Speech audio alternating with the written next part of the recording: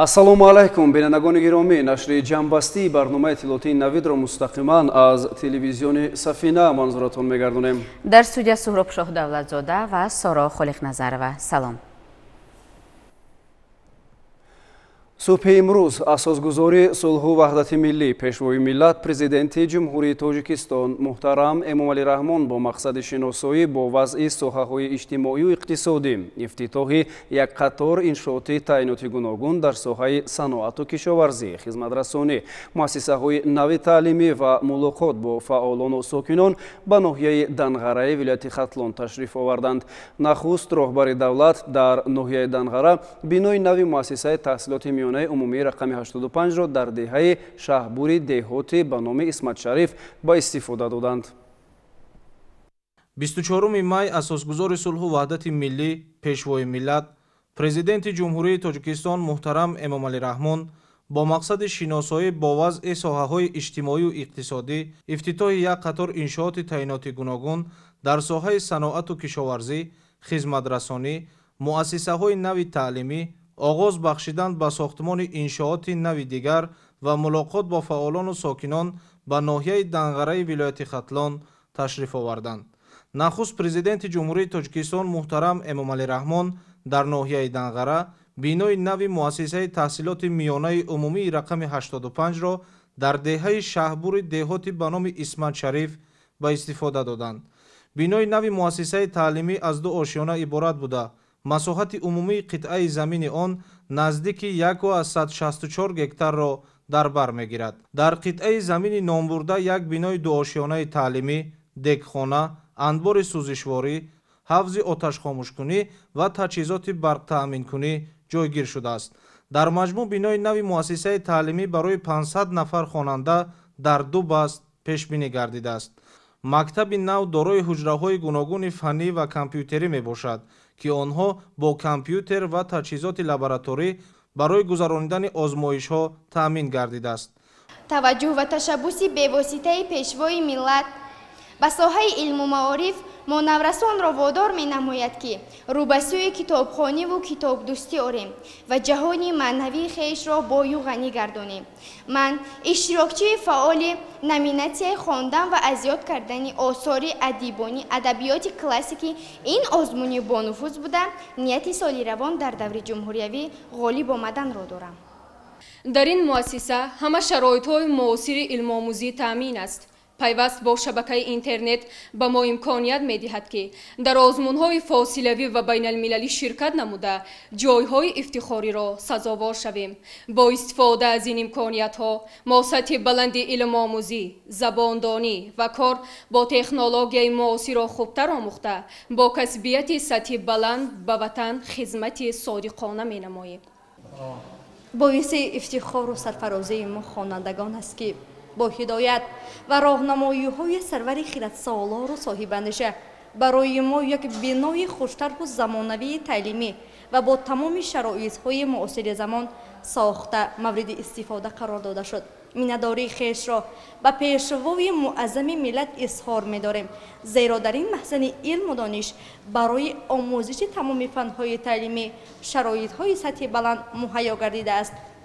ҷавобан ба ин қадар ғамхориҳои пешвои муаззами миллат мо бояд хонему номбардори ин ватану ин меҳан гардем. барои баланд бардоштани қобилияти зеҳнии хонандагон, муассиса дорои синфхонаҳои шоҳмот, майдончаи варзишии замонавӣ ва китобхона бо 20 ҷойи нишаст мебошад. майдончаи варзишии муассиса дорои таҷҳизот барои обу тоби бадан, бозии футбол, волейбол ва баскетбол мебошад. дар гузашта хонандагон аз муассисаи таълимӣ танқисӣ ва барои таҳсил аз деҳоти шаҳбури деҳотӣ ба номи Исмат Шариф ба дигар деҳа мерафтанд. ҳамасола зиёдшавии шумораи хонандагон дар деҳаи шаҳбури деҳотӣ ба номи Исмат Шарифи ноҳияи Данғара ва бештар шудани талабот ба омӯзиши илмҳои замон бошад, заруратро барои бунёди чунин як муассисаи таълимӣ тадриҷан дучанд менамуд. ҳаминро ба инобат гирифта соли 2023 бунёди бинои нави муассисаи таҳсилоти миёнаи умумии рақами 85 бо ҷалби сармоя оғоз гардид. сарвари давлат муҳтарам Эмомалӣ Раҳмон ба тарҳи бунёди бино баҳои баланд дода, омӯзгоронро барои боз ҳам бештар ба таълиму тарбия фаро гирифтани хонандагон ва дар роҳи худшиносию ватандӯстӣ ҳидоят намудани онҳо дастуру супоришҳо доданд. бинои нави муассисаи таҳсилоти миёнаи умумии рақами 85 бо сохти меъмории замонавӣ бунёд ва дар саҳнаш гулу бутаҳои ороишӣ шинонида шудааст.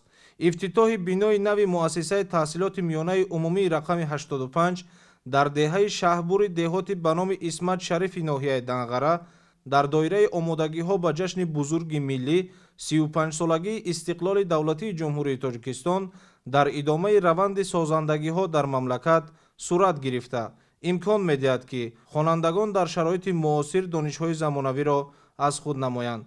фароҳам овардани шароит имкон медиҳад ки ҳавасмандии насли наврас дар доираи 20-солаи омӯзиш ва рушди фанҳои табиатшиносӣ, дақиқ ва риёзӣ дар соҳаи илму маориф барои аз худ кардани илмҳои дақиқ бештар шавад.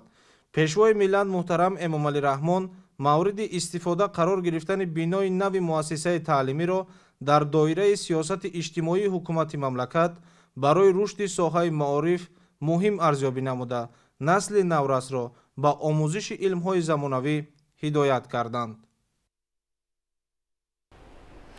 пешвои миллат муҳтарам Эмомалӣ Раҳмон дар маҳаллаи 15-уми деҳоти корези ноҳияи Данғара ҳамчунин бинои маркази рушди малакаҳои касбиро ифтитоҳ намуданд.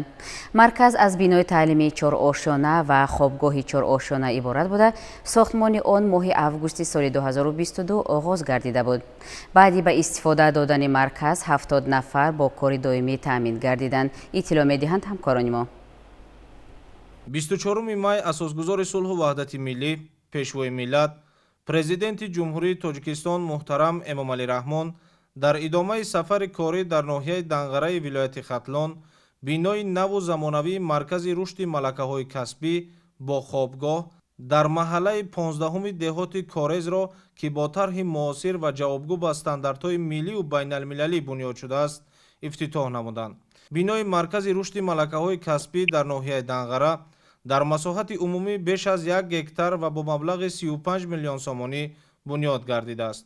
шароити муҳайё гардида дар ин марказ имконият медиҳад ки таълим дар як бас барои то 150 нафар ба роҳ монда шавад ва ҳамин тариқ дар як сол беш аз 1800 нафар ба омӯзиш фаро гирифта шаванд. маркази рушди малакаҳои касбӣ аз синфхонаҳои барҳавои таълимӣ бо 90 компютер, толорҳои таҷрибаомӯзӣ ва бисёрфунксионалӣ, ҳуҷраҳои машваратӣ, санитарию гигиенӣ, маъмурӣ, толори маҷлисгоҳ бо 135 ҷойи нишаст ва дигар иншооти ёрирасон иборат мебошад. зими ташрифи рӯбаи давлат ба ноҳияи Данғара дар ин ҷо аз ҷониби лоиҳаи беҳтарсозии малакаҳои касбӣ ва имкониятҳои бокортамошавӣ боз як бинои нави замонавӣ бо номи маркази рушди малакаҳо сохта ба истифода дода шуд. қобили қайд аст ки дар доираи лоиҳаи мазкур асосан 3 қисмат амалӣ гашта истодааст. якумин ин таъмини дастгири фарогир ва мақсадноки муҳоҷират, дуюм ин васеъ намудани дастрасӣ ба хизматрасониҳои давлатӣ дар соҳаи шуғл ва баланд бардоштани аҳамияти онҳо ва қисмати охарӣ бошад ин тақвияти банақшагирӣ ва идоранамоии хизматрасониҳо дар соҳаи муҳоҷират. қобили қайд аст ки дар доираи ҳамин қисмати сеюм мо дар асоси стандарти байналмилалии таснифоти машғулиятҳо як ҳуҷҷати муҳими давлатӣ бо номи таснифоти машғулиятҳои ҷумҳурии Тоҷикистон ва дар асоси ин номгӯи касб ва вазифаҳои ҳамин стандартро таҳия ва ба истифода дода истодаем ки ҳамин таснифоти машғулиятҳои ҷумҳурии Тоҷикистон дар худ тамоми машғулиятҳои имрӯза дар саросари мамлакат вуҷуд доштаро дар як шаклу низому гурӯҳбандии муайяну хосса дарҷ гардонидааст. иншооти хуштарҳу замонавии навбунёд дар доираи дастуру ҳидоятҳои пешвои миллат муҳтарам Эмомалӣ Раҳмон ба истиқболи ҷашни бузурги миллӣ 35-солагии истиқлолияти давлатии ҷумҳурии Тоҷикистон бо мақсади таъмин ва таъсиси ҷойҳои нави корӣ, беҳтарсозии малакаи касбӣ ва бо шуғли доимӣ фаро гирифтани аҳолӣ бунёд гардидааст. маркази рушди малакаҳои касбӣ дар ноҳияи Данғара аз бинои таълимии 4 ошёна ва хобгоҳи 4 ошёна иборат аст. сохтмони иншооти мазкур моҳи августи соли 2022 оғоз гардида бо сифати баланд ва дар муҳлати муайяншуда ба анҷом расонида шуд. баъди ба истифода додани марказ 70 нафар бо кори доимӣ таъмин гардиданд. ба пешвои миллат муҳтарам Эмомалӣ Раҳмон иттилоъ доданд ки дар марказ дар баробари омӯзиши 5 намуди касб аз ҷумла мутахассиси коркарди меваю сабзавот, таъмиргари техникаи кишоварзӣ, роҳбари хоҷагии деҳқонӣ, таъмиргари асбоби рӯзгор, ҳамчунин аз худ кардани забонҳои хориҷӣ аз қабили англисӣ, русӣ ва кореягӣ ба роҳ монда шудааст, ки ҳар як хонанда баъди хатм соҳиби сертификати байналмилалӣ мегардад. дар заминаи маркази мазкур барои беҳтар кардани хизматрасонӣ ба ҷавонон ва занон бунёди 3 маркази нави рушди малакаҳо дар назар аст, ки бо лавозимоти зарурӣ муҷаҳҳаз карда мешаванд. дар маркази рушди малакаҳои касбӣ дарсҳои назариявӣ ва амалӣ ба роҳ монда шудааст. дар маркази мазкур таълимгирандагон метавонанд ки аз рӯи касбҳои сабзавот, коркарди мевову сабзавот, таъмири техникаи кишоварзӣ, таъмиргари асбобҳои рӯзгор ва ҳамчунин забономӯзӣ, яъне забонҳои русӣ, англисӣ ва кореягӣ ҷалб карда шаванд. маркази мазкур чихел ки гуфтем ҳамасола 1800 таълимгирандаро метавонад ки дар як баст ба таълим фаро гирад. дар маркази мазкур вобаста ба касбҳои омӯхташаванда тамоми асбобу таҷҳизотҳои муосир ҷиҳозонида шудааст. инчунин омӯзиш дар маркази мазкур аз рӯи методологияи таълим дар асоси салоҳият ба роҳ монда мешавад. методологияи мазкур имкон медиҳад ки ҳамкории зиш бо корфармоён, яъне ки чихеле ки медонем ки минтақа бениҳоят минтақаи соҳаи кишоварзӣ аст ва марбут ба соҳаи кишоварзӣ дар ин марказҳо ба касбомӯзӣ фаро гирифта мешаванд ва метавонанд ки дар дохили кишвар ва берун аз он ба ҷои кор таъмин шаванд. бо иштироки асосгузори сулҳу ваҳдати миллӣ пешвои миллат муҳтарам эмомалӣ раҳмон маркази рушди малакаҳои касбӣ дар ноҳияи Данғара мавриди истифода қарор дода шуд. ин марказ барои шаҳрвандон имкон медиҳад ки онҳо малакаҳои касбии худро рушд дода ба ин васила бо ҷои кор таъмин карда шаванд. мо медонем ки дар ин марказ як маҷмӯи хизматрасониҳо барои шаҳрвандон пешниҳод карда мешавад. ин ҳам бошад омӯзиши малакаҳои касбӣ аз рӯи касбҳои гуногун, пешниҳоди машваратҳо барои бо кор таъмин шудан ба шаҳрвандони ҷумҳурии Тоҷикистон, онҳое ки мехоҳанд дар баробари малакаҳои касбӣ малакаҳои ҳаётӣ омӯзанд, барои онҳо омӯзиши малакаҳои ҳаётӣ низ ба роҳ монда шудааст. дар баробари ин чун мо медонем имрӯз талаботи асосии ҷомеа ва замони муосир омӯзиши забонҳо мебошад. дар баробари ин омӯзиши забони англисӣ, русӣ ва забони кореёгӣ ба роҳ монда шудааст. шароити фароҳамгардида дар маркази мазкур имкон медиҳад ки нов баста ба сину сол нафароне ки хоҳишу завқи соҳибкасб шуданро доранд метавонанд дар ин ҷо ба омӯзиш фаро гирифта шаванд. иншооти навбунёд бо тамоми таҷҳизоту лавозимоти зарурӣ таъмин буда дар он камераҳои назоратӣ насб гардидааст. ҳамзамон дар дохили бино маркази нигоҳубини кӯдак ва хобгоҳ бо 130 ҷойи хоб иборат аз 57 ҳуҷра таъсис дода шудааст. масоҳати умумии қитъаи замини марказ зиёда аз 1 гектарро ташкил медиҳад. дар марказ омӯзиши малакаҳои касбӣ дар мувофиқа бо ассотсиатсияҳои соҳавӣ муайян шуданд. барномаҳои нави таълимӣ барои давраи кӯтоҳтар нисбат ба таълими муқаррарӣ барои гурӯҳҳои эҳтиёҷманди аҳолӣ ки имкони пардохти таълим ё сари вақт барои барномаи тикто дар шакли рӯзона муқаррар гардидаро доранд пешбинӣ карда мешавад. бонки осиёи рушд тасмим гирифтааст ки дар шаҳру ноҳияҳои ҷумҳурии Тоҷикистон ба монанди ҳамин гуна марказҳо якчандтои дигар бунёд намояд. президенти ҷумҳурии Тоҷикистон муҳтарам Эмомалӣ Раҳмон ба сатҳу сифати кори маркази рушди малакаҳои касбӣ баҳои баланд доданд ва пешниҳод карданд ки бояд дар тамоми шаҳру ноҳияҳои ҷумҳурии Тоҷикистон марказҳои рушди малакаҳои касбӣ бунёд шавад, то насли имрӯз соҳиби касбу кори гуногун шаванд. ин пешниҳоди хеле олӣ буд аз ҷониби президенти ҷумҳурии Тоҷикистон ва мо ин пешниҳодро мепазирем албатта ва дар оянда дар амал татбиқ менамоем. барои ҳавасманд кардани занон ҷиҳати иштирок дар раванди таълим ба занони таълимгиранда нигоҳубини ройгони кӯдак ва стипендия пешниҳод шудааст. маоши омӯзгорон дар марказ то 5500 сомониро ташкил медиҳад. машваратҳо оид ба таъминшавӣ бо кор бо истифодаи таҷҳизоти таҷдидшудаи технологияи иттилоотиву коммуникатсионӣ ва нармафзор барои санҷиши қобилият пешниҳод карда шудааст.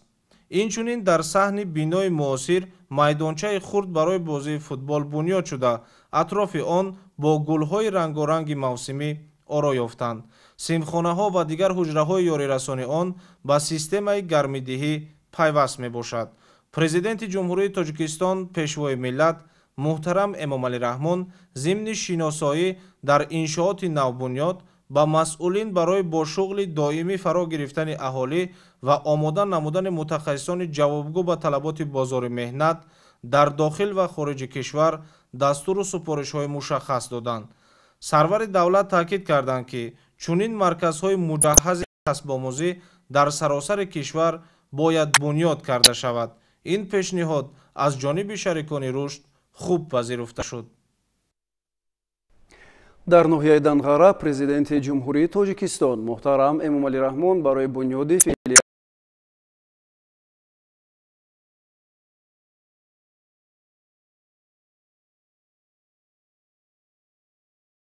донишгоҳи байналмилалии сайёҳӣ ва соҳибкории Тоҷикистон санги асос гузоштанд.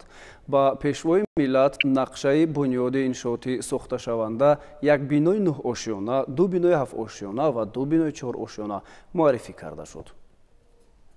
24 май асосгузори сулҳу ваҳдати миллӣ пешвои миллат президенти ҷумҳурии Тоҷикистон муҳтарам Эмомалӣ Раҳмон дар идомаи сафари корӣ дар ноҳияи Данғара ба бунёди филиали донишгоҳи байналмилалии сайёҳӣ ва соҳибкории Тоҷикистон санги асос гузоштанд. дар ҳамин ҷо ба пешвои миллат президенти ҷумҳурии Тоҷикистон муҳтарам Эмомалӣ Раҳмон нақшаи бунёди иншооти сохташаванда як бинои 9 ошёна, 2 бинои 7 ошёна ва 2 бинои 4 ошёна муаррифӣ карда шуд. зимни муаррифии лоиҳаи филиали донишгоҳи байналмилалии сайёҳӣ ва соҳибкории Тоҷикистон дар ноҳияи Данғараи вилояти Хатлон иттилоъ дода шуд, ки иншооти нави соҳаи маориф барои 3500 донишҷӯ дар як баст пешбинӣ гардида, баробари ба истифода додани он дар марҳилаи аввал 400 нафар бо кор таъмин мегардад. намои берунаи иншоот бо тарҳи муосир оро дода мешавад. дар филиали мазкур маркази иқтисоди сабз, маркази иқтисоди рақамӣ, маркази идораи лоиҳаҳо, инчунин толорҳо барои чорабиниҳои фарҳангӣ, чорабиниҳои илмӣ ба нақша гирифта шудааст, ки метавонанд ҳам донишҷӯён ва коллективи меҳнатии донишгоҳи байналмилалии сайёҳӣ ва соҳибкории Тоҷикистон ба таври васеъ истифода баранд. маблағгузории маҷмӯаи таълимии филиали донишгоҳ дар ноҳияи Данғара ва маркази рушди касбият ва хизматрасонӣ аз ҳисоби бонки исломии рушд, маблағҳои махсуси донишгоҳ ва маблағҳои бонки осиёи рушд ба нақша гирифта шудааст. дар баробари симхонаҳои таълимӣ ҳамчунин филиали донишгоҳи байналмилалии сайёҳӣ ва соҳибкории Тоҷикистон дар ноҳияи Данғара аз хобгоҳ, маҷлисгоҳ, китобхонаи илмии электронӣ, озмоишгоҳҳо, марказҳо, парки технологӣ, толори варзишӣ, ошхона ва дигар иншооти ёрирасон иборат хоҳад буд. иттилоъ дода шуд, ки дар асоси лоиҳа дар хобгоҳи муассиса барои 2500 донишҷӯ шароити муосир фароҳам оварда мешавад. маҷмӯаи нави соҳаи илму маориф дар доираи тадбирҳои созандагӣ ба истиқболи 35-солагии истиқлолияти давлатӣ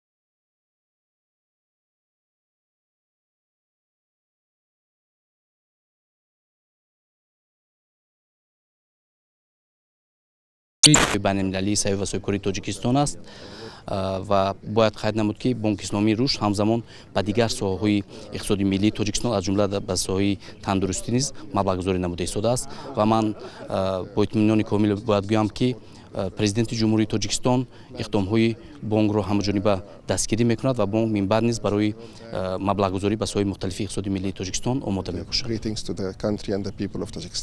президенти ҷумҳурии тоҷикистон муҳтарам эмомалӣ раҳмон зимни суҳбат бо кормандону омӯзгорони донишгоҳи байналмилалии сайёҳӣ ва соҳибкории тоҷикистон вобаста ба нақши муҳими соҳаи илму маориф дар рушди давлату ҷомеа андешаронӣ намуда онҳоро ба омода намудани кадрҳои баландихтисосу забондон ҳидоят карданд.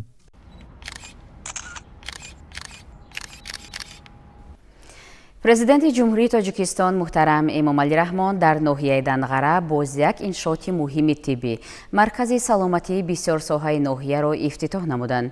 иншооти мазкур дорои 153 ҳуҷраи корӣ, 3 дорухона, 5 ҳуҷраи ҷарроҳӣ, нуқтаи дандонпизишкӣ бо технологияи нав, 40 озмоишгоҳи муҷаҳҳаз бо таҷҳизоти муосири тиббӣ ба ҳисоб меравад. 24 май асосгузори сулҳу ваҳдати миллӣ пешвои миллат президенти ҷумҳурии тоҷикистон муҳтарам эмомалӣ раҳмон зимни сафари корӣ ба ноҳияи данғараи вилояти хатлон маркази саломатии бисёрсоҳаи ноҳияро ифтитоҳ намуданд. маркази саломатии бисёрсоҳаи ноҳияи данғара дар заминаи дастгириҳои ҳамешагии ҳукумати ҷумҳурии тоҷикистон бо ҷалби сармоя аз маблағҳои бонки исломии рушд ба истиқболи ҷашни бузургу муқаддаси миллӣ 35-солагии истиқлолияти давлатии ҷумҳурии тоҷикистон сохта шудааст. зимни шиносоӣ ба пешвои миллат муҳтарам эмомалӣ раҳмон иттилоъ дода шуд ки иншооти соҳаи тандурустӣ дар масоҳати наздики 1 гектар замин сохта шуда дорои 153 ҳуҷраи корӣ, 3 дорухона, 5 ҳуҷраи ҷарроҳӣ, нуқтаи дандонпизишкӣ бо технологияи нав, 40 озмоишгоҳи муҷаҳҳаз бо таҷҳизоти муосири тиббӣ мебошад. толори маҷлис дар ошёнаи шашуми бино ҷойгир буда дорои 114 ҷойи нишаст мебошад. ба марказ утоқҳои нави корӣ ва асбобҳои ҳозиразамон муҷаҳҳаз гардонида шуд.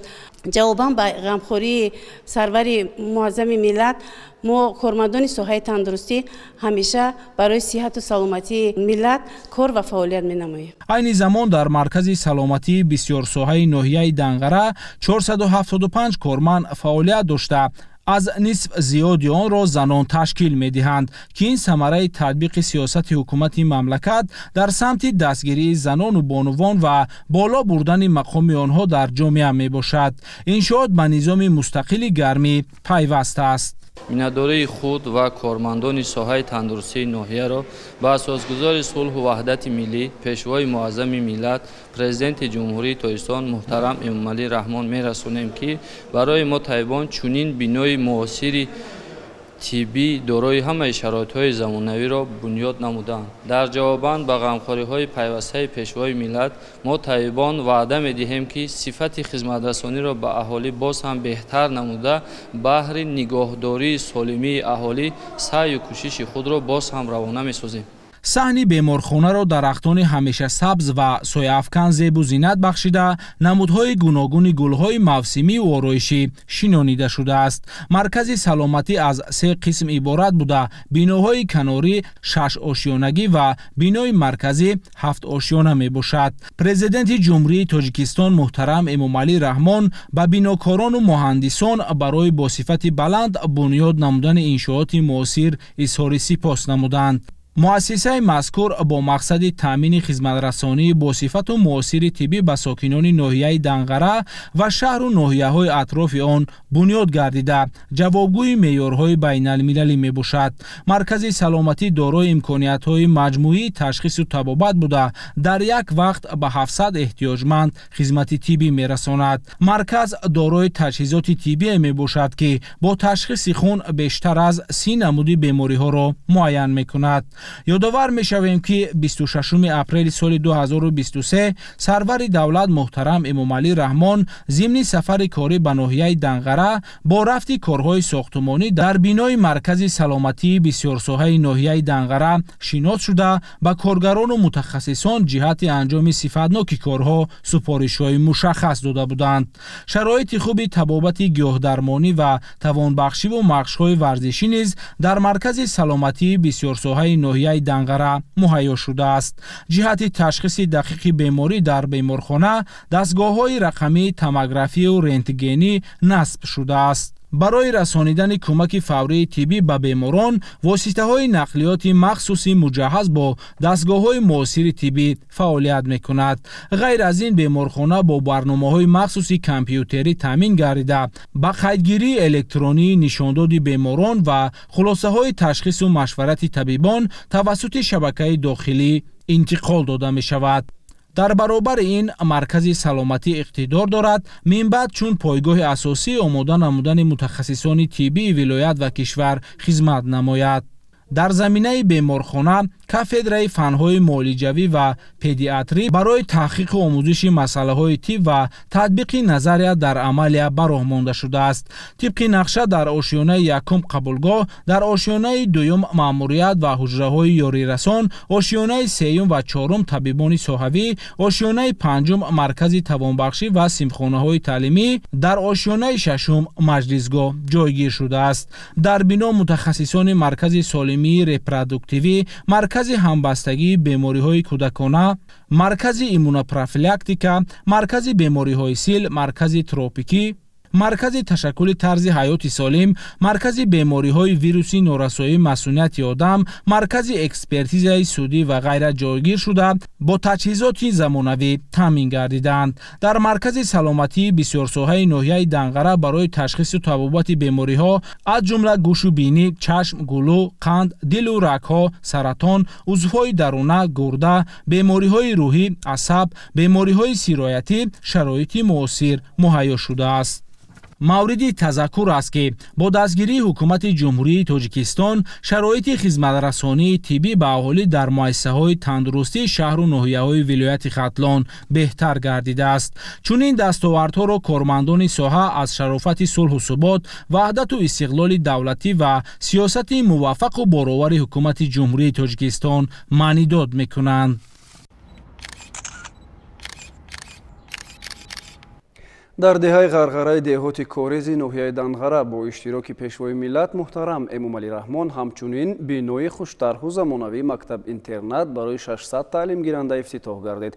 انشاءات معاصر از دو آشیانه عبارت بوده دارای بهترین شرایط و امکانیت‌های تعلیم و تربیه میباشد. 24 май асосгузори сулҳу ваҳдати миллӣ пешвои миллат президенти ҷумҳурии тоҷикистон муҳтарам эмомалӣ раҳмон дар деҳаи ғарғараи деҳоти корези ноҳияи данғара бинои мактаби интернатро ифтитоҳ карданд.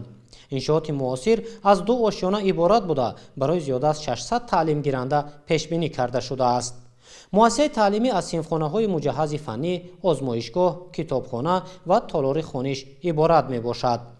пешвои миллат муҳтарам эмомалӣ раҳмон бунёди чунин бинои хуштарҳу замонавӣ ва фароҳам шудани шароити муосирро барои таълиму тарбияи ятимон натиҷаи таваҷҷуҳу дастгириҳои пайвастаи ҳукумати ҷумҳурии тоҷикистон нисбат ба ояндаи ин қишри ояндасози ватан арзёбӣ карданд. бинои замонавии мактаби интернат бо ҷалби сармояи хориҷӣ аз муассисаҳои мададрасони арабӣ ва саҳмгузории фаъолонаи гурӯҳи соҳибкорони маҳаллӣ сохта шудааст. сараввал миннатдории худро ба асосгузори сулҳу ваҳдати миллӣ пешвои миллат президенти ҷумҳурии тоҷикистон муҳтарам эмомалӣ раҳмон баён месозам ки ба мо чунин мактабҳои хубу замонавӣ сохта ба истифода дода шудааст. чунон ки мебинед мо ҳоло дар сифхонаи химия қарор дорем. дар ин ҷо ҳамаи ашёҳои замонавӣ мавҷуд аст. мо бо истифода аз ин синфхонаҳо ва ашёҳои замонавӣ кӯшиш ба харҷ медиҳем ки илмҳои дақиқи рӯизаминиро омӯхта ба халқу ватани худ содиқона хизмат намоем. иншооти иҷтимоӣ дорои маҷлисгоҳ бо 266 ҷойи нишаст, ошхона, бунгоҳи тиббӣ ва толори варзишии барҳаво мебошад. хонандагон метавонанд дар баробари омӯзиши дарс дар синфхонаҳои таълими меҳнат ҳунарҳои гуногунро аз худ намоянд. تطبیق سیاست اجتماعی حکومت جمهوری تاجیکستان امکان فراهم آورده است که شرایط برای تعلیم و تربیت نسل نورس پورا با طلبات بین المللی مطابق شود. ما بسیار خوشحال از آن هستیم که کسب دوزندگی را در چنین مؤسسه زمانوی از خود میکنیم. کسب دوزندگی برای ما دختران بسیار ضروری است و ما خوشحال از آن هستیم که در صنفخانه تعلیم مهنت این کسب را از خود میکنیم. همچنین مؤسسه دارای خوابگاه زمانوی برای 200 نفر می باشد. در هر حجره برای زیست نورسان و آماده کردن درس ها امکانیت زمانوی فراهم آورده شده است. اینچنین تعلیم گیرندگان می توانند در خوابگاه از کتابخانه و تالار برهوا برای مطالعه استفاده نمایند. مرز با دستورهای پدرانه اساسگزار صلح و وحدت ملی، پیشوای ملت، پرزیدنت جمهوری تاجیکستان محترم امام علی رحمان در دهه ما مکتب اینترنت برای یتیمان بی‌پرستاران با جای نشست برای 600 نفر ساخته به استفاده داده شد.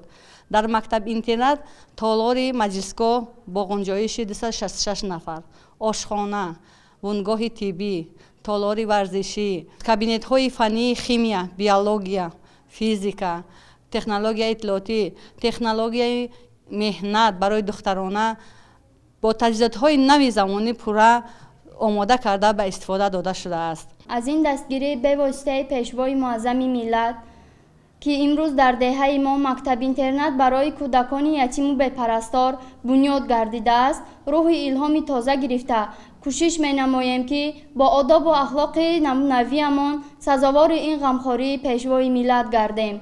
پرزیدنت جمهوری تاجیکستان پیشوای ملت محترم امام علی رحمان آموزگاران و نورسان را برای استفاده مفید از شرایط معاصر فراهم شده از خود کردن علم‌های دقیق، دانستن زبان‌های خارجی و آینده همچون کادرهای لیاقتمند خویشتن‌شناس خدمت کردن به نفع دولت و ملت وظیفه‌دار نمودند. میدانچه فوتبال، باغ درختان میوه دهنده و سایه افکن، میسازار، راهروهای سفالک پوش و چراغ‌های روشنی دهنده اطراف مؤسسه را زیبا و نظرآبا گردانیده است.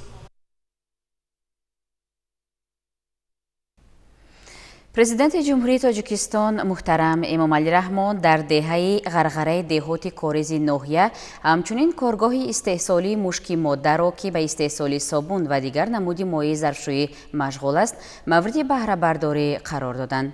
کارگاه مذکور در یک روز بیش از 2 تن محصولات استحصال می‌کند. 24 مای اساسگزاری صلح و وحدت ملی پیشوای ملت پرزیدنت جمهوری تاجیکستان محترم امام علی رحمان در دایره سفر کاری در ناحیه دنغره در دهه غرغره دهات کورز کارگاه استحصالی مشک مادر را با برداشتن پرده از روی لوحه رمزی مورد بهره برداری قرار دادند. در اینجا به پیشوای ملت محترم امام علی رحمان اطلاع دادند که ساختمان کارگاه مشک مادر در مساحت عمومی 301 زمین ماه مارس سال 2023 با جلب بیناکاران محلی از جانب صاحبکاران وطنی آغاز گردیده ماه می سال روان به انجام رسیده است. در کارگاه استحصالی تجهیزات معاصر از جمهوری مردمی چین دسترس شده روند استحصالات با نوترین تکنولوژی اجرا کرده می شود. کارگاه نوی صنعتی در دایره تدبیرهای سازندگی به افتخار جشن بزرگ ملی 35 سالگی استقلال دولتی جمهوری تاجیکستان و تطبیق هدف 4 ملی صنعتی کنانی با سرعت کشور در فضای مساعد صاحبکاری بنیاد گردیده است. امروز در این فضای تنتنوی برای ما صاحبکاران جوان باعث افتخاری است که با اشتراک پیشوای معظم ملت پرزیدنت جمهوری تاجیکستان محترم امام علی رحمان این کارخانه زمانوی، این کارخانه نو را با تشبث پرزیدنت جمهوری تاجیکستان محترم امام علی رحمان فضای مساعد فراهم آورده شده است. ما میتوانیم در رشد و نموی کشورمان سهم ارزنده خود را گذاریم. در کارگاه مذکور در دهه غرغره ناحیه دنغره زیاده از 30 نفر ساکن محلی با کار دائمی و معاش خوب تامین گردیدند.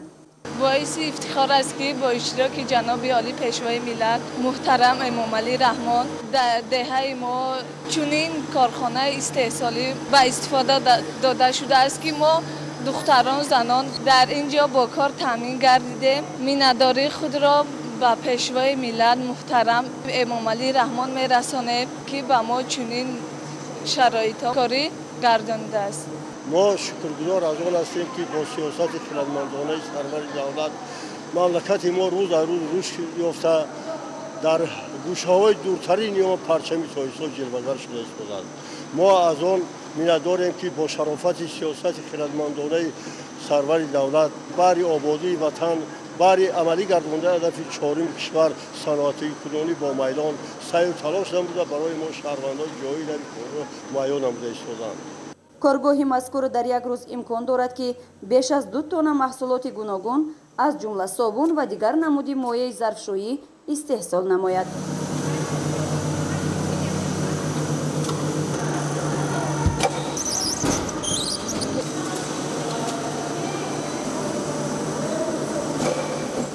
маҳсулоти коргоҳ ивазкунандаи воридот буда дар шароити деҳот иқдоми наҷибу созанда ба ҳисоб меравад. пешвои миллат муҳтарам Эмомалӣ Раҳмон ба сифати маҳсулоти коргоҳи навбунёди деҳаи Ғарғара баҳои баланд дода ба соҳибкорону кормандон ҷиҳати зиёд гардонидани ҳаҷми истеҳсолу содироти маҳсулоти ватанӣ маслиҳатҳои муфид доданд.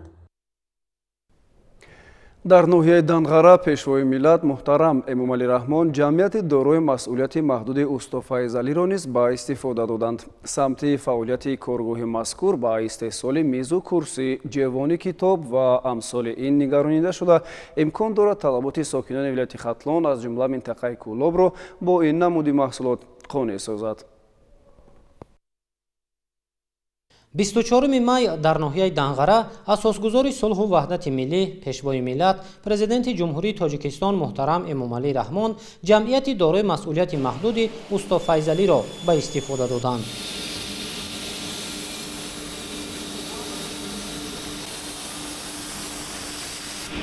фаъолияти коргоҳи саноатӣ дар асоси технологияи нав ба коркарди чӯбу тахта ва истеҳсоли мебел равона карда шуда, дар он 30 нафар сокини маҳаллӣ бо кор таъмин шудаанд. технологияи корхона аз Туркия ва Чин ворид карда шуда, минбаъд мизу курсӣ ва ҷевони китоб бо андозаҳои гуногун истеҳсолу ба харидорон пешниҳод карда мешавад. қаблан дар деҳаи Ғарғараи мо ҳамин имконияту шароитон набуд, ҳамин корхонаҳо набуд.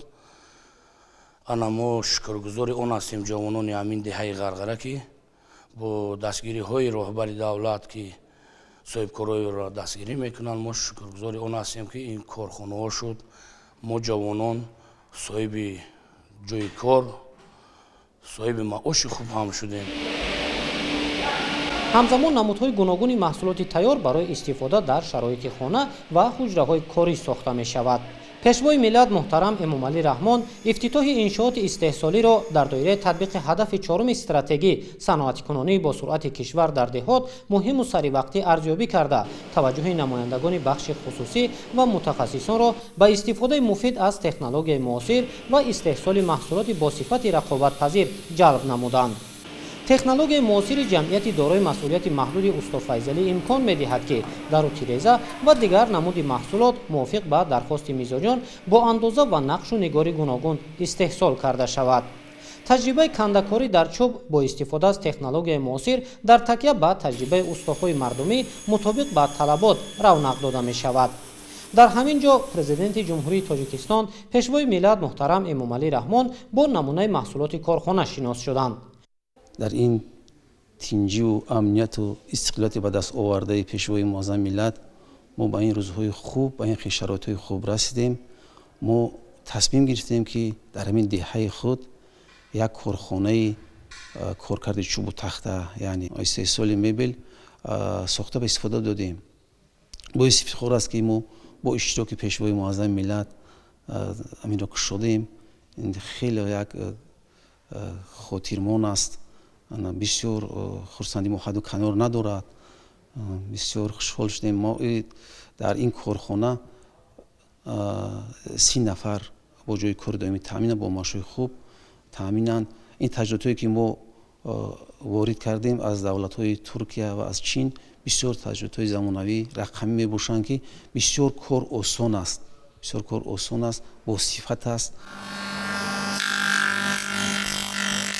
маҳсулоти чӯбӣ ва пластикии корхона бо ба инобат гирифтани талабот дар асоси тарҳи муосир пешниҳод карда мешавад.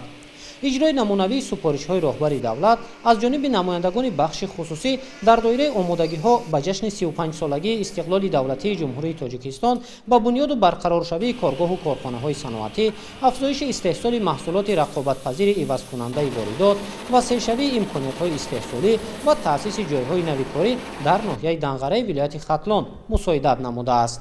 من بعد ساکنان شهر و ناحیه‌های ولایت ختلان و دیگر مناطق کشور می‌توانند نمودهای گوناگون محصولات باصفت را از جمعیت دارای مسئولیت محدود استا فیضلی دسترس نمایند.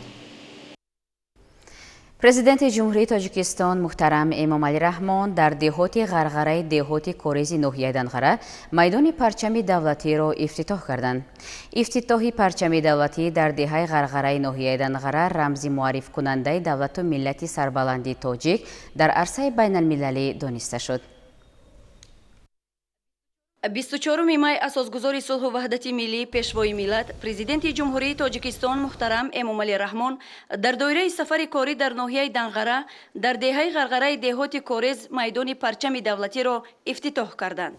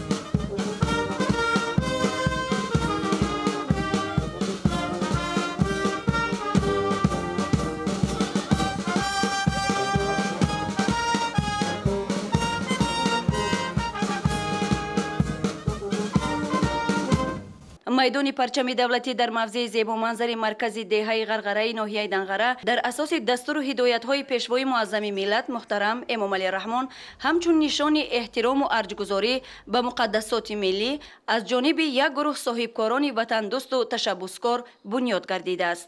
дар ин ҷо дар вазъияти тантанавӣ бо садо додани суруди миллӣ парчами давлатии ҷумҳурии тоҷикистон барафрохта шуд.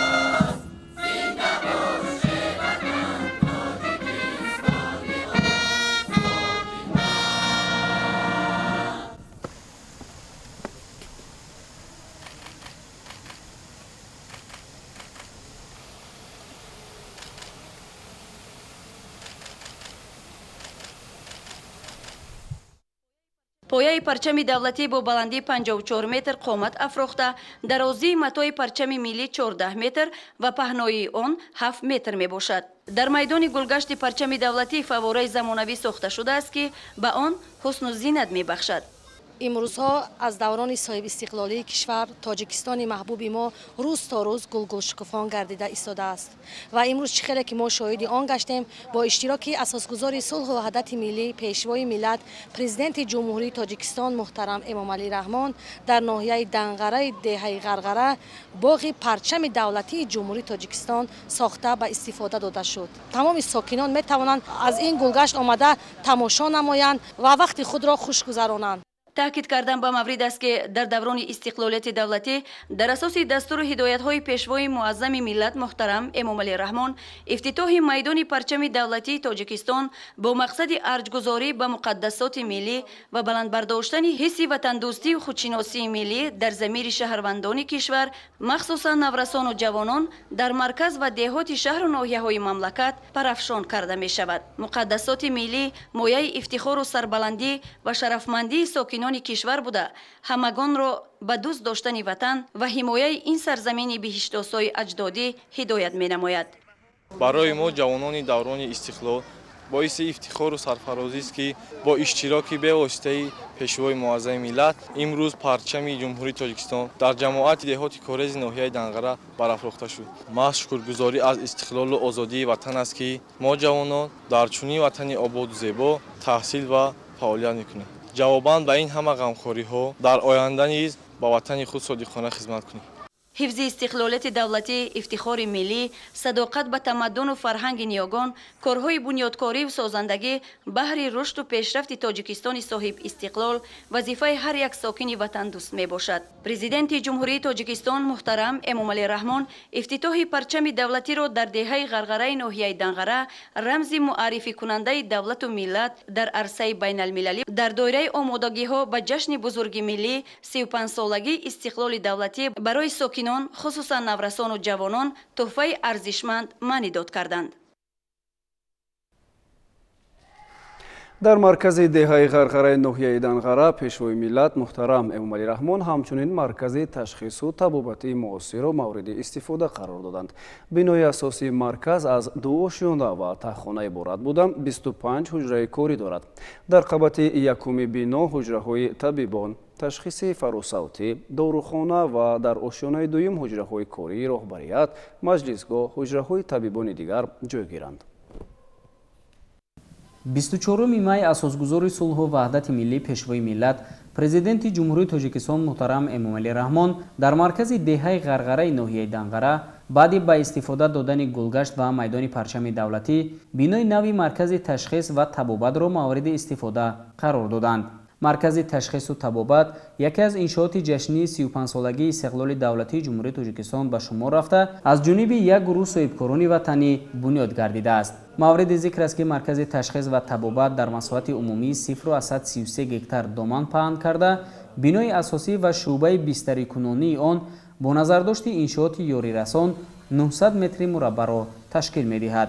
بنای شعبه بستری کنونی دارای 37 کد می باشد و برای قبول و طبابت بیماران امکانیت مساعد دارد. امروز خرسندی ما طبیبان را حد و کنار نیست، چون که با تشبث به واسطه پیشوای معظم ملت باز یک کلینیکای تشخیص و طبابتی با تمام تکنولوژی پیشرفته طب جهانی مجهز گردانیده شده به استفاده داده شد. از این مرکز تشخیص و طبابتی نه تنها شهروندان دهه بلکه ناحیه و بیرون از ناحیه می توانند ثمرناک استفاده برند. برای ما مایه افتخار و سرفرازی است که امروز ما با محترم پیشوای معظم ملت روبرو صحبت آزادانه داشتیم. سرور دولت به ما کارمندان ساحه طب دستورهای مشخص دادند. ما پیروان سینای بزرگ را وادار می سازد که از این هم بیشتر مسئولیت خود را حس نموده بهر سالمی اهالی سهم خود را گذاریم. در مرکز تشخیصی و طبابتی 20 نفر متخصص محلی با کار تامین شدند. بنای اساسی مرکز از 2 آشیانه و تخانه عبارت بوده 25 حجره کاری دارد. در قبط یکم بنا حجره های طبیبان، تشخیص فراسوتی، داروخانه و در آشیانه دوم حجره های کاری راهبریت، مجلسگاه، حجره های طبیبان دیگر جایگیرند. تخانه بنا را برای آزمایشگاه با دستگاه و لوازمات ساحوی پیش بینی نمودند. سرور دولت محترم امامعلی رحمان ضمن شناسایی به مسئولین جهت بهتر نمودن سطح خدمترسانی طبی به اهالی دهات سفارش‌های مشخص دادند. باید تاکید نمود که انشاءات مذکور با تکنیک و تکنولوژی نسل نو مجهز بوده برای باشندگان دهات غرغره و اطراف آن تحفه ارزنده محسوب می‌یابد. زیرا تا این دم نبودن چنین تشخیصگاه و مرکز طبابتی باعث مشکلات زیادی ساکنان این منطقه بود.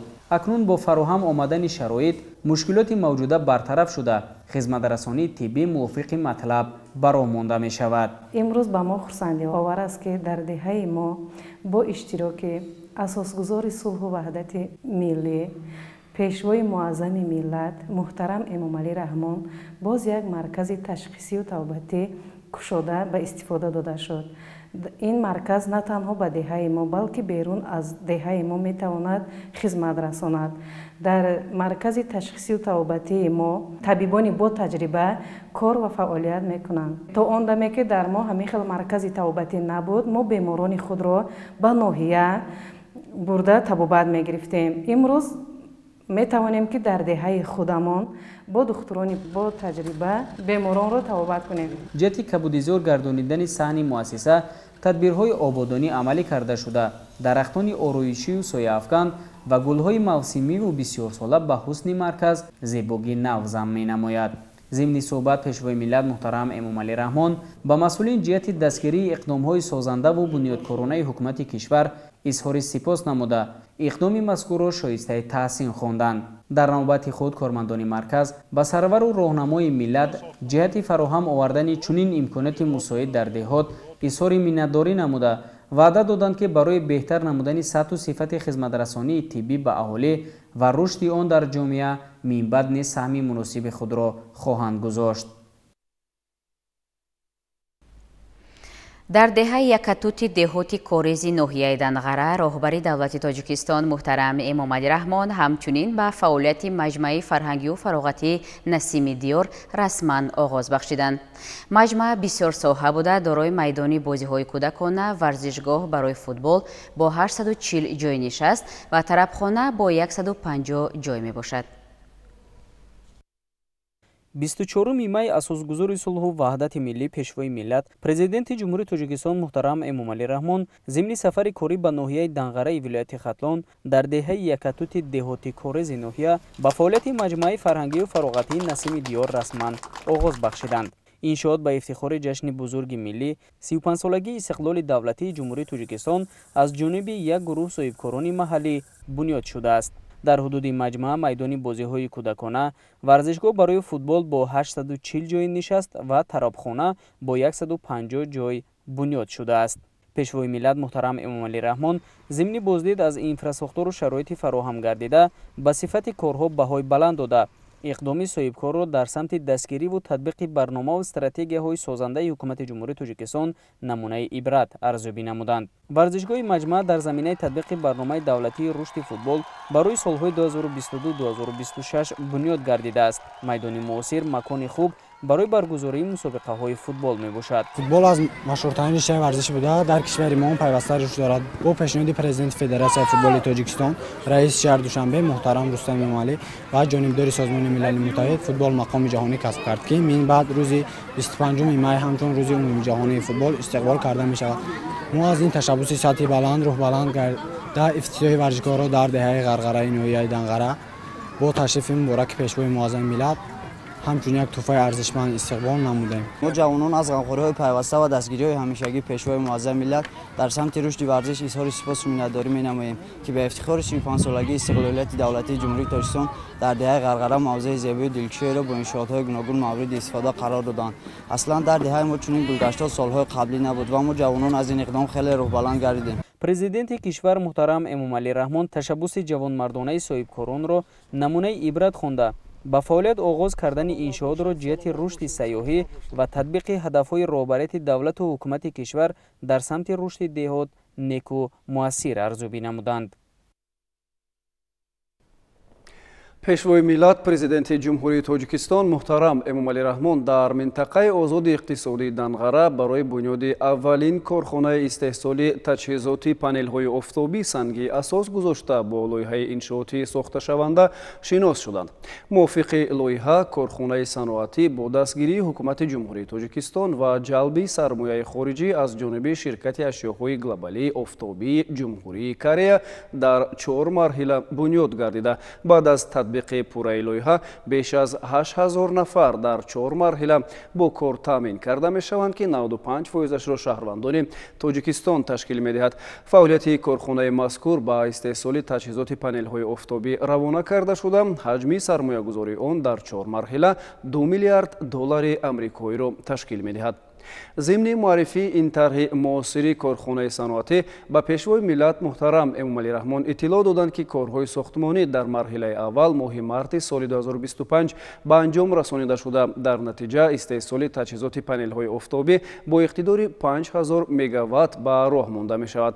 پرزیدنت کشور محترم امامعلی رحمان ضمن سخنرانی با رشد مناسبت‌های دوجانبه و بسیار جانبه تاجیکستان و کره در بخش‌های مهم اجتماعی و اقتصادی بهای بلند داده انشاءات بنیادشونده را نمونه عالی همکاری در ساحه صنعت و رشد استحصالات ارزیابی نمودند. عین حال در منطقه آزاد اقتصادی دنغره 34 سوبیکت با قید گرفته شده است که 8 تای آن فعالیت نموده. در سال 2023 به مقدار 73 میلیون سومانی محصولات استحصال کردند. در دوره بازدید کاری پیشوای ملت محترم امامعلی رحمان به ناحیه دنغره با اشتراک اعضای حکومت جمهوری تاجیکستان و رهبریت ولایت ناحیه چند انشاءات تعییناتی گوناگون هم به استفاده داده شد. تفصیلات در گزارش‌های نوبتی ما. منطقه آزاد اقتصادی دنغره سال 2009 تأسیس داده شده است و تا امروز فعالیت نظررس دارد. منطقه آزاد اقتصادی دنغره موقع خوب گئوگرافی داشته توسط جلب سرمایه بنیاد انشاءات استحصالی امکان می‌دهد که محصولات صنعتی به همه شهر و ناحیه‌ها دسترس باشد. از جانب دیگر امروز در این جای شماره زیادی شهروندان از شهر و ناحیه‌های مملکت به جای کاری دائمی فرا گرفته شدند. در این برابر در شفت راه اهمیت بین المللی داشته دوشنبه خاروق کلمه و راه آهن جایگیر بودن موضع امکان می‌دهد که آینده محصولات استحصال شده به طور مفید به دیگر دولت‌ها صادرات کرده شود. بهتر شدن اینفراساختار به رشد فعالیت منطقه آزاد اقتصادی دنغره مساعدت کرده است. ساخته با استفاده دادن زیرسگاه نو امکان فراهم آورد که حالت تامین سوبیکت‌ها با برق بهتر گردد. سال 2024 در این منطقه آزاد اقتصادی تعداد سوبیکت‌ها به 35 رسیده است. از این فعالیت 8 سوبیکت به استحصال و 3 سوبیکت دیگر به خدمت‌رسانی روانه کرده شده است. اینچنین 13 سوبیکت مشغول کارهای تشکیلی و عملی شوی لایحه و 11 سوبیکت در مرحله حجت‌گذاری می‌باشند. مأموریت منطقه آزاد اقتصادی دنغره با قرار حکومت جمهوری تاجیکستان سال 2009 تأسیس داده شده است. مساحت منطقه آزاد اقتصادی دنغره 541 هکتار بوده. عین حال در منطقه آزاد اقتصادی دنغره 35 کارخانه بقا گرفته شده است. کارخانه‌ای که بقا گرفته شده در منطقه آزاد اقتصادی دنغره در منطقه آزاد اقتصادی دنغره 8 کارخانه استحصالی موجود می‌باشد و 3 کارخانه خدمت‌رسانی. عین حال در منطقه آزاد اقتصادی دنغره 7 کارخانه روند ساختمانیشون ادامه دارد. در آینده در منطقه آزاد اقتصادی دنغره ما نیت داریم که برای جلب سرمایه خارجی و وطنی تمام امتیازهایی که حکومت جمهوری تاجیکستان داده شده است استفاده بریم و سرمایه‌گذاران را بر منطقه آزاد اقتصادی دنغره جلب نماییم. در سال 2023 در منطقه آزاد اقتصادی دنغره به مبلغ 76 میلیون سومانی محصولات استحصال کرده شده است. در سال 2022 این رقم 73 میلیون سومانی را تشکیل می‌نمود. کنستروکسیاهای متالی، قبورهای پلی‌اتیلنی، نمودهای گوناگون خشت و سفالک، قمشغل، رنگ و اندوبه‌های دکوراتیوی از جمله محصولات اساسی استحصالی کارخانه‌های منطقه میباشد. قسم زیادی محصولاتی که امروز در این کارخانه‌ها استحصال کرده میشوند، عوض کننده واردات میباشند.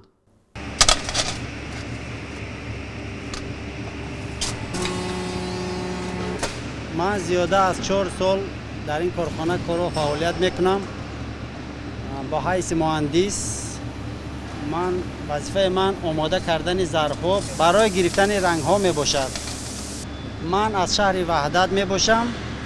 از زیاده از 4 سال در همین منطقه آزاد اقتصادی دنغره کار و فعالیت میکنم.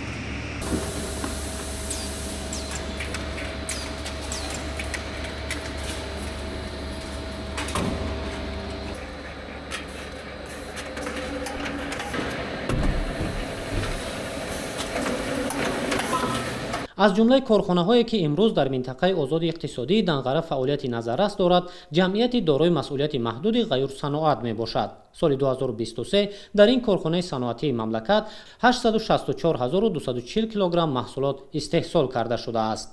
با نظرداشت تدریجاً زیاد گردیدن طلبات به محصولات کارخانه، در سال 2024 نقشه گرفته شده است که استحصال تا 15% زیاد کرده شود.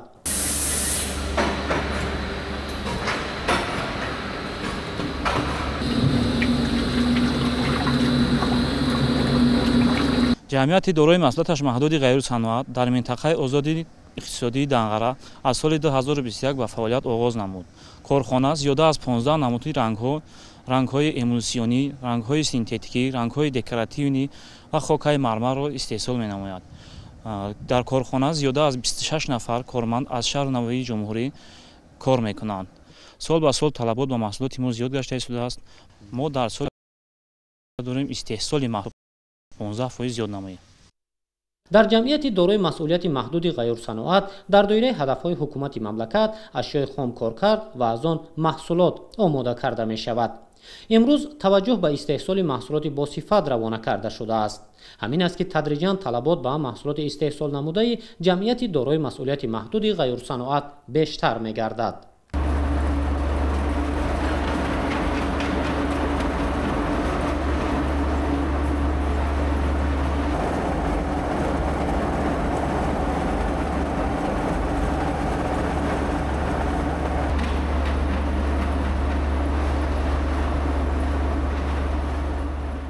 زیاده از 4 سال شده در همین کارگاه جمعیت دارای محدود غیر صنعت کار میکنم.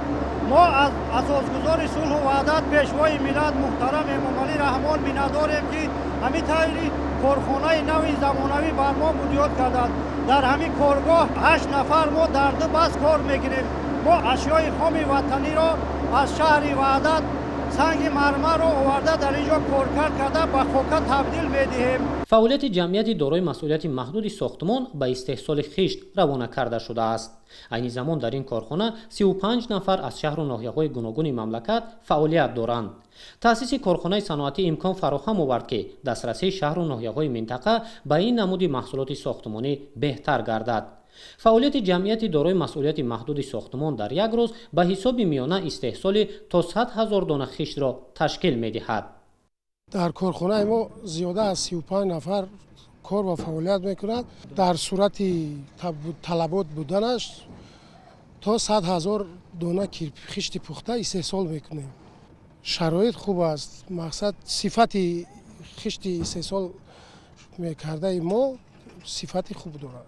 خشتی که ما استحصال میکنیم با ناحیه دنقره، ناحیه فرخار، واسه شهر کلاب و نورک پیشنهاد میکنیم. موضع خوب جایگیرشوی منطقه آزاد اقتصادی دنقره امکان فراهم آورده است که شهر و ناحیه‌های منطقه به محصولات با صفت دسترسی داشته باشند. بیتون، سنگرغه، خشت سمنتی، سفالک و دیگر نمودی محصولات به همین مانند از جمعیت دارای مسئولیت محدود دیتی بیتون دسترس کرده می شود. کارخانه با جلب سرمایه خارجی بنیاد کرده شده. عین زمان در آن 28 نفر فعالیت می کنند.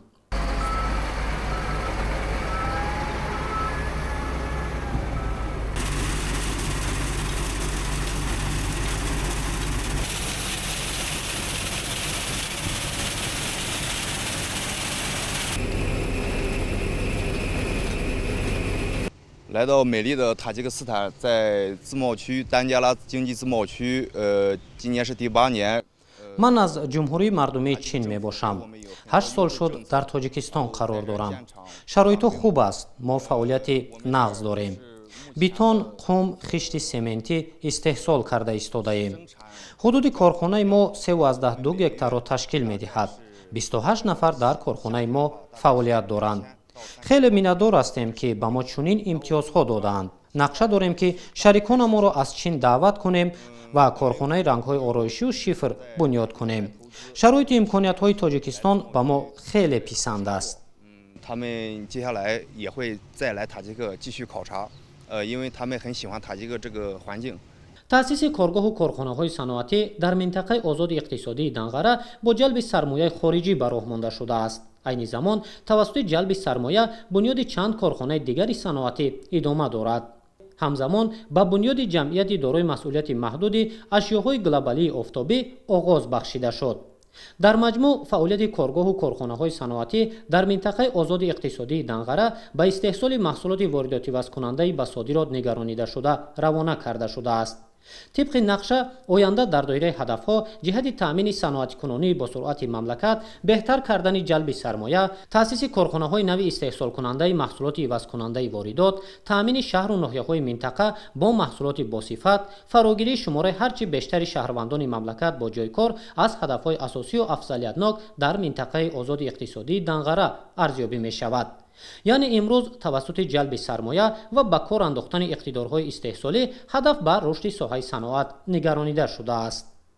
در دایره سفر کاری اساسگذار صلح و وحدت ملی پیشوای ملت پرزیدنت جمهوری تاجیکستان محترم امامعلی رحمون در ناحیه دنغره در جماعت کاریز ناحیه دنغره مرکز سلامتی معاصر با اشتراک نمایندگان حکومت جمهوری تاجیکستان مورد بهره برداری قرار داده شد.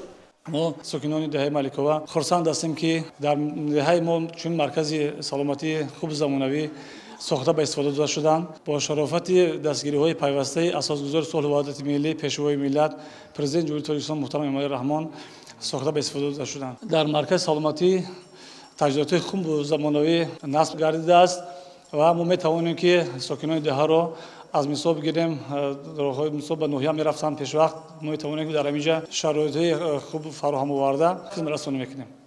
در اینجا اطلاع داده شد که آغاز کارهای ساختمانی مرکز سلامتی ماه مارس سال 2023 با جلب ساختمانچان محلی آغاز گردیده ماه می سال روان با صفت بلند به انجام رسانیده شده است. بینای معاصر نوبنیاد دو آشیانه بوده دارای 16 حجره کاری و 6 کت خوابی برای بیماران می باشد.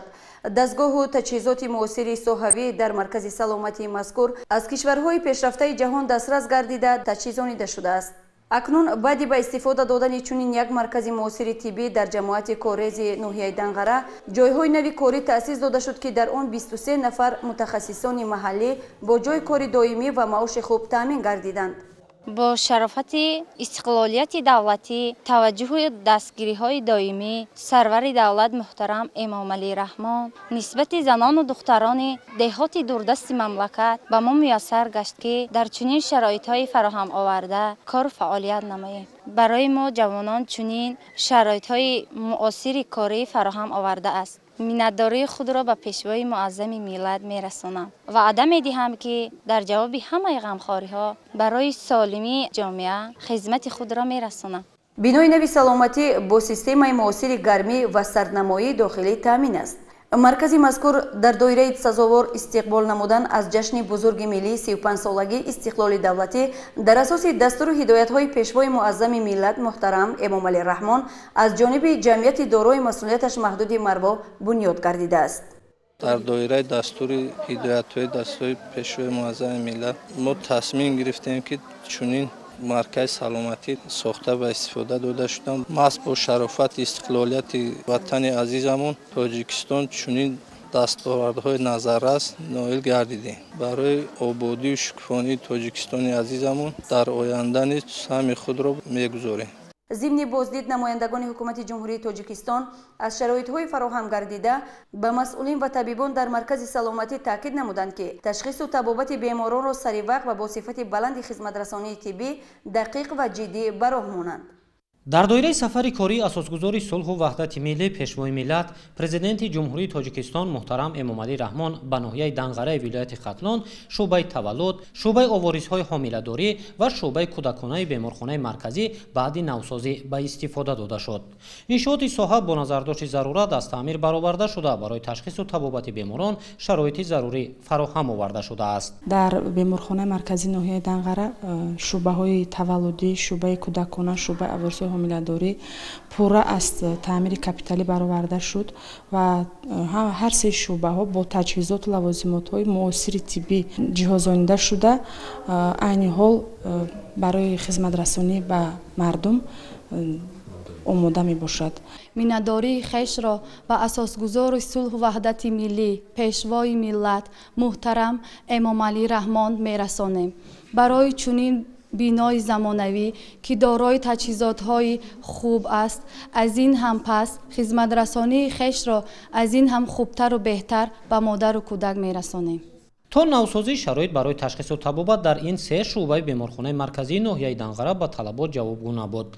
از تعمیر اساسی برآوردن حجره‌های کاری طبیبان، حجره‌های بیماران و وارد شدن دستگاه و تجهیزات برای تشخیص و طبابت امکان فراهم آورد که شرایط خدمت‌رسانی به طلبات جوابگو شود.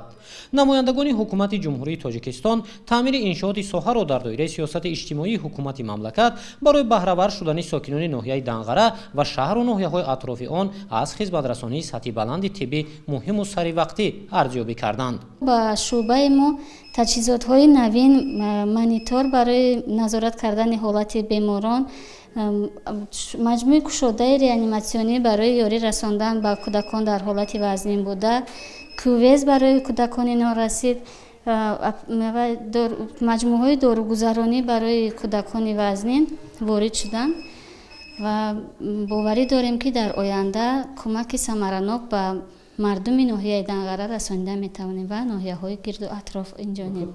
در دایره تطبیق سیاست اجتماعی حکومت جمهوری تاجیکستان در مملکت تدریجاً مراجعت کنندگان از خدمت‌رسانی‌های بهتری ساحه تندرستی بهره‌ور می‌شوند.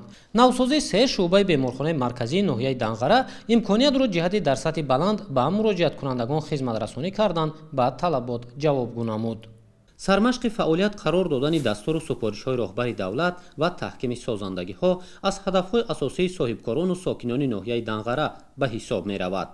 عین زمان در دایره نقشه چاره‌بینی‌های جشن 35 سالگی استقلال دولتی روند سازندگی‌ها با شکرگزاری از فضای آباد و آسوده وطن در ساحه معارف جریان دارد. بنیاد بینای دوآشیانه مکتب در دهه علیجان جماعت دهات پوشینگ، ساختمان بینای نوی مؤسسه تعلیمی در دهه نوآباد جماعت دهات اسمت شریف، ساختمان بینای نوی مؤسسه تعلیمی در دهه بولیان بالا، ساختمان بینای نوی مؤسسه تعلیمی در دهه بولیان پایان، بینای مؤسسه نوی تعلیمی در دهه باغپرور دهات صفابخش، ساختمان بینای نوی تعلیمی در دهه آخوند بابا ادامه دارد. همه این انشاءات ساحه معارف از طرف صاحبکاران ساخته می شود و در مجموع از تعداد عمومی انشاءات ساخته شونده تا آخر سال 12 بینای نوی مؤسسه تحصیلات میانه عمومی در ناحیه دنقره به استفاده داده می شود. عین زمان روند سازندگی‌ها با عزم و اراده قوی جهت اجرای سریوقته سفارش‌های پیوسته راهبر دولت با روانه‌کنی تکنیک و امکانات لازمه جریان دارد. با شکرگزاری از فضای آباد و آسوده وطن، نمایندگان بخش خصوصی ناحیه دنقره تصمیم گرفتند که دستور و سفارش‌های سرور دولت را سرمشق فعالیت قرار داده در آبادی یک گوشه تاجیکستان صاحب استقلال با احساس بلند خویشتن‌شناسی سهم خود را گذارند. زیرا سهمگذاری در آبادی دیار قرض فرزندی هر یک فرد خویشتن‌شناس در نزد وطن مادر به حساب می رود. امروز صاحبکاران همت بلند عزم گرفتند که توسط بنیاد انشاءات ساحه معارف سهم خود را در تحکیم سازندگی‌ها، بلند برداشتن سویه دانش نورسان و تأمین آینده درخشان نسل آینده ساز گذارند. ما شکرگزاری در اول از تنجی آسایشتگی مملکت میکنیم، شکرانه از پیشوای معظم ملت میکنیم که توجه بسیار را به ساحه معارف داده شده است. دولتی که با ساحه معارف توجه میکند ملتش آسوده میموند، دولتش آسوده میموند، مستحکم میموند. با تشبث صاحبکاران وطن دوست، مسئولیت شناس یک مؤسسه ساخته ایستادند که دوآشیانه با تعدادی در یک بست 780 نفر خواننده تحصیل میکند، در دو بست 1500 خواننده تحصیل میکند ساخته ایستادند. ما آموزگاران از این اقدام پیش گرفته صاحبکاران یک الهام تازه گرفته کار خود را چنان بر راه میمونیم که شاگردان تربیت میکنیم که در رشد نموی دولتمون شاگردان ما سهمگذار باشند. از طرف صاحبکاران در ناحیه دنقره ولایت ختلان بنیاد و نوسازی راه‌ها نیز جریان دارد. از دهه حسین شیخ جماعت دهات کورز تا دهه خرمزمین جماعت دهات به نام اسمت شریف بنیاد راه از روی لایحه مطابق به طلبات راهسازی جهانی ادامه دارد. امروز صاحبکاران ناحیه دنقره عزم گرفتند که با اجرای نمونوی سفارش‌های راهبر دولت نوسازی راه‌های محلی را انجام داده برای رانندگان و مسافران شرایط مساعد را برای رفت و آمد فراهم نمایند. дар роҳ бунёду ба истифода додани 3 пули мошингузар ба нақша гирифта шудааст ки аллакай дар 2 пул корҳои сохтмонӣ ба анҷом расонида шудааст. ҳоло насби ҷӯйборҳои битонии обгузар ҷараён дорад. соҳибкорон нақша гирифтанд ки раванди сохтмонро тезонида дар кӯтоҳтарин муҳлат асфалтпӯшкунии роҳро оғоз намоянд. дар маҷмӯъ дарозии роҳ аз деҳаи ҳусейншайхи ҷамоати деҳоти корез то деҳаи хуррамзамини ноҳияи Данғара 18-15 километрро ташкил медиҳад ки бе ҷалби маблағҳои буҷетӣ сохта мешавад. соҳибкорони ноҳияи Данғара азм гирифтанд ки супоришҳои пешвои муаззами миллатро ҷиҳати саҳмгузорӣ дар ободии маҳал сармашқи фаъолият қарор дода дар ҳамдастӣ роҳро бунёд намоянд. умуман имрӯз дар деҳоти ноҳияи Данғараи вилояти Хатлон корҳои ободонию созандагӣ ба таври намунавӣ идома дорад.